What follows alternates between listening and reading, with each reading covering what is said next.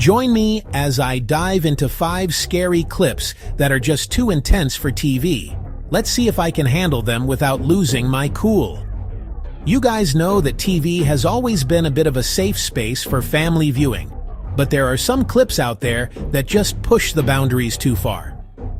Hello everybody, my name is James. Welcome back to what is probably a terrible idea. We all have that comfort zone, right?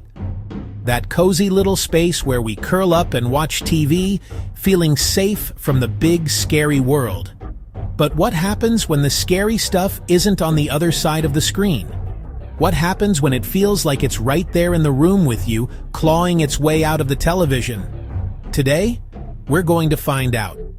I've scoured the deepest, darkest corners of the internet to find clips that were deemed too intense, too real for broadcast television. This is going to be a journey into the uncanny, the unsettling, the downright terrifying. We've got a tight 12-minute runtime, so we're jumping straight into the deep end. I'm putting my sanity on the line for your entertainment, and I'm issuing a challenge to you, the Viewer Fear Challenge. Can you make it through all 5 clips without looking away, without flinching? I'm not sure I can. A word of warning before we begin. The content you are about to see is genuinely disturbing. It's designed to push boundaries and get under your skin. Viewer discretion is strongly advised. So, buckle up, turn down the lights if you're feeling brave, turn them all on, I won't judge, and get ready. Join me as I dive into 5 scary clips that are just too intense for TV. Let's see if I can handle them without losing my cool. This is gonna be rough. I can already feel the regret bubbling up inside me, like a sinister potion of poor life choices. Let's do this. Let's just get it over with. All right, first up on our tour of things, I shouldn't be watching is a clip from something called the No End House. Now, the name alone is a giant red flag, isn't it? It doesn't promise a fun time. It promises a lack of an end. It promises forever. The premise is simple, deceptively so.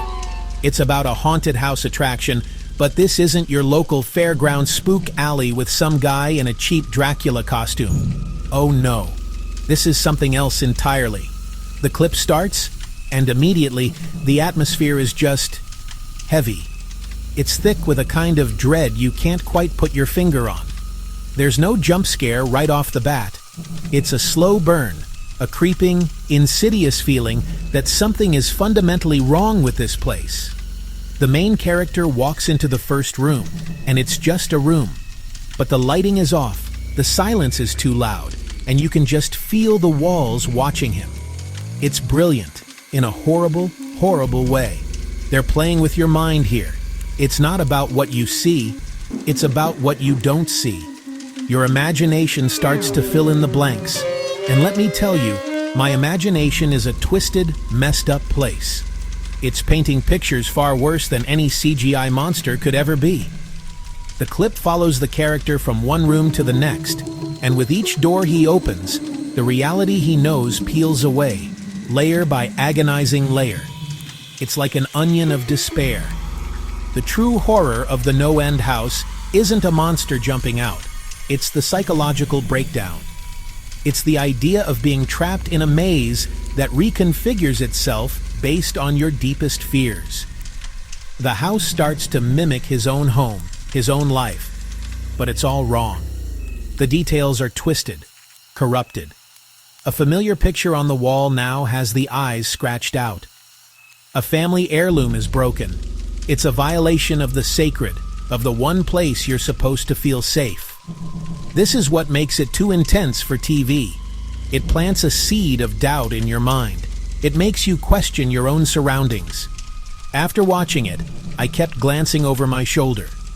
Is that picture frame slightly tilted? Was that door always creaked open like that? Okay, deep breath. Shaking off the existential dread of the No End House. Next up is a completely different flavor of terror. This one is called the Rake's Attack. If the first clip was a slow psychological burn, this one is a 5-alarm fire of primal fear, It trades atmosphere for raw, unfiltered aggression, and it is brutally effective.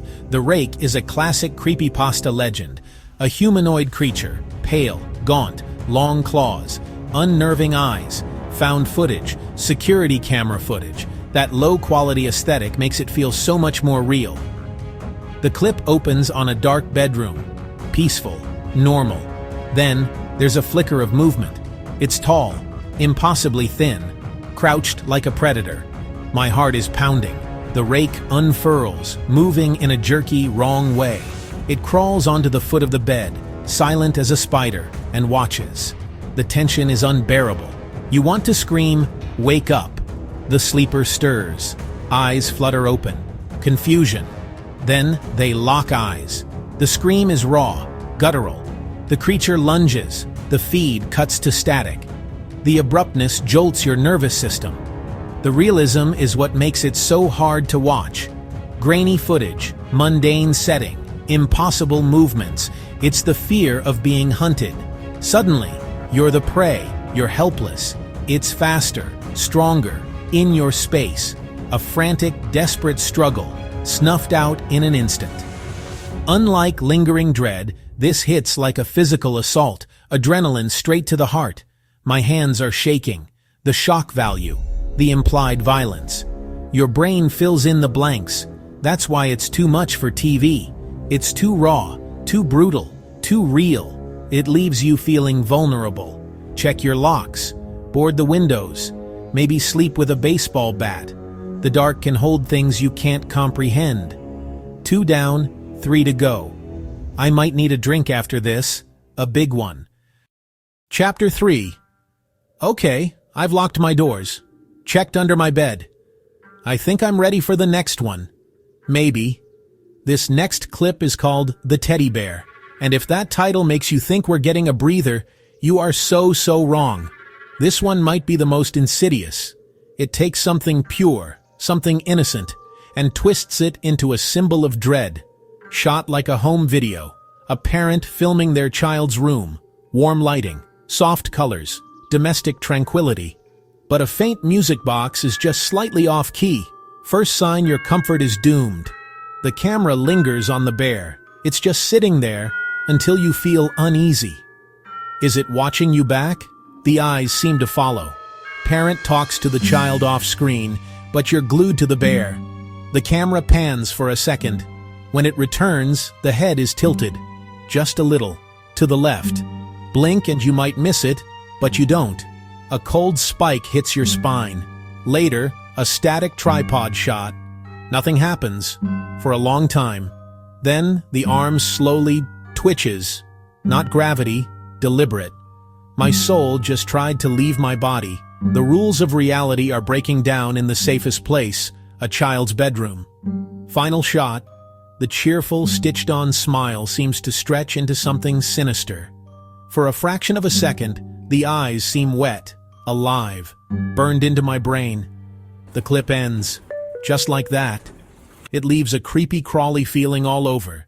Pure, uncanny valley, almost human, but not. It's not gory, not violent. It's just wrong. It infects nostalgia, poisons happy memories. You'll never look at stuffed animals the same way again. 3 down. I hate this. I hate this so much. Chapter 4. All right, I've emotionally recovered from the demonic teddy bear. Mostly. Kind of. Not really. But we must press on. The next clip went viral for good reason. It's called The Lonely Girl, a masterclass in ambiguity and discomfort. It blurs the line between a prank, a performance, and something genuinely paranormal. Simple setup. A girl on webcam.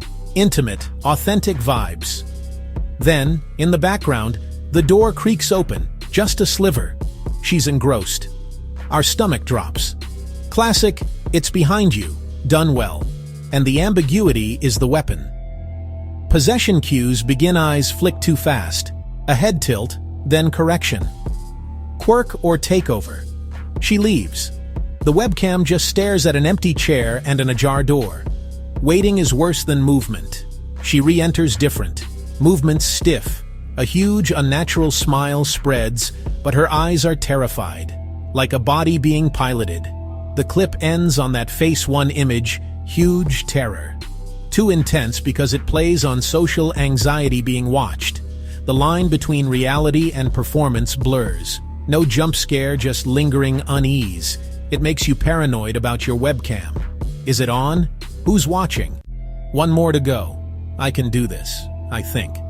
My sanity is a frayed rope at this point.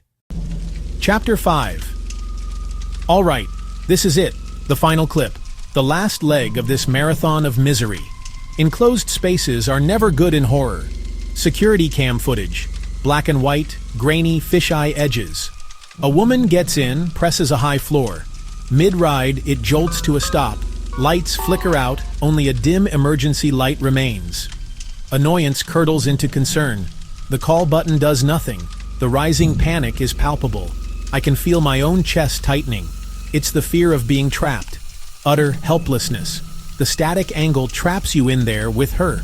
All you hear is her breathing, useless tapping, and the deep groan of cables straining. The silence between those sounds is deafening. She hears something, a faint scratching outside in the shaft. She goes still, just listening. It gets louder. Animal or something else. Something trying to get in. The prison becomes the only protection. Then it stops. A thunderous bang from the ceiling hatch. The hatch begins to buckle. She scrambles, choking on a sob. Nowhere to run, nowhere to hide. Cornered, danger imminent. My fight or flight is screaming. Mostly flight. It never shows you what it is. It doesn't need to. Final image. Her in the corner, eyes fixed on the buckling hatch, then cut. That lack of resolution is brutal. That's why this is too much for TV. A pure, concentrated dose of panic and despair, claustrophobia, the unknown, hopelessness dialed to 1,000. It's a perfect, horrible little capsule of terror. And with that, we're done. We made it through all 5. I am not okay. So, there you have it. The 5 clips that are just too intense for TV. My nerves are shot. My soul feels bruised. From the existential dread of the no-end house to the sheer claustrophobic panic of the elevator, that was a journey I won't forget soon. I need 48 hours of cartoons to balance out. I did not handle them without losing my cool. I lost it, found it, and lost it again around the demon teddy bear. Each clip preyed on different fears: psychological manipulation, primal terror, corruption of innocence, unsettling ambiguity, and suffocating helplessness. A full buffet of nightmares. How did you do with the fear challenge? Did you flinch? Did you have to look away?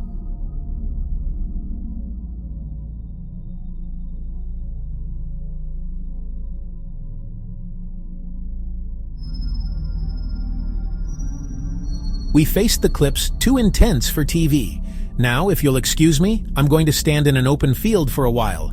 Let me know which clip scared you most and suggest more intense clips for future videos. Don't forget to subscribe. I'll catch you in the next one.